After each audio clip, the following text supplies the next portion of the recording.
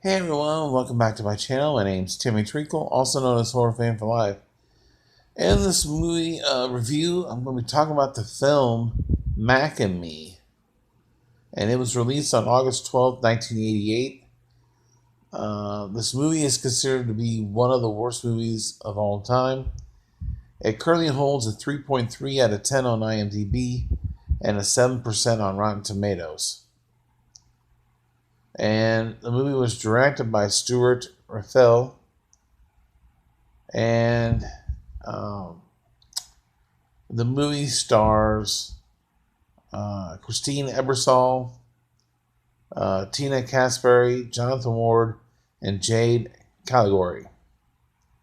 And in this movie, we have a young kid in a wheelchair who befriends a young extraterrestrial who um, is separated from his parents.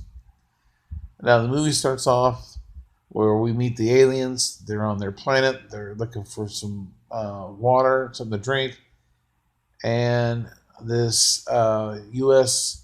satellite touches down and is taking samples of the ground and ultimately sucks the aliens up into it and then goes back to Earth.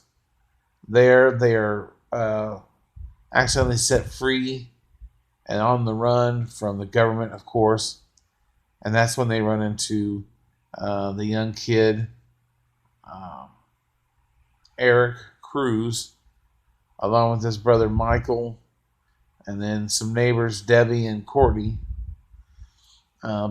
At first, are a little intimidated by the alien, but actually befriend him. But this movie is definitely a knockoff of E.T. the Extraterrestrial, and it is one of the movies that is considered the worst for product placement.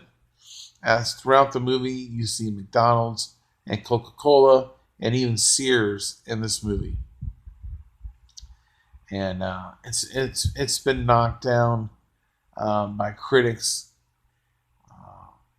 for its comparisons to ET and the product placement and all that. There was a planned sequel, but they canceled it because of the poor box office performance. Uh, but yeah, right offhand, I mean, you could tell the aliens needed some work. I mean, they're not the greatest looking, and they definitely could have taken some notes from ET if they wanted to do the aliens right. Uh, with the big budget, they had a $13 million budget, and they only brought back about half of that at the box office. You would think they could do the aliens a little bit better. The music was okay. The characters were all right. The kid in the wheelchair did some amazing things that typically people in a wheelchair can't do, like going through a mine and all that without some help and everything, of course. But even then, it's highly unlikely. Uh, and I will say there are notable faces in this movie. Most notably, there are three that star in the movie that stand out to me. And I did see a young Jennifer Aniston in the movie as well. She was in the background, dancers in where they're at the McDonald's. So look for Jennifer Aniston there. But the three that stood out to me, Tina Caspary. Now I remember her from Can't Buy Me Love. She played Barbara. She was friends with Sidney Mancini, and she ultimately ends up dating Ronnie and everything. But that's another movie we'll talk about later on. But I noticed her right away. She worked at McDonald's there in the movie. Then you had Christine Ebersol, who I recognized right away. She plays the mom in the movie, but you will recognize her for one of her more popular roles, in my opinion, as uh, Evelyn Tracy from Black Sheep, Regina Rich from Richie Rich with Macaulay Culkin. She's been in a lot of other stuff, but those are the two main ones that I remember, especially Black Sheep with being the governor and everything. Yeah. And then the last but not least, Danny Cooksey, who I remember him from uh,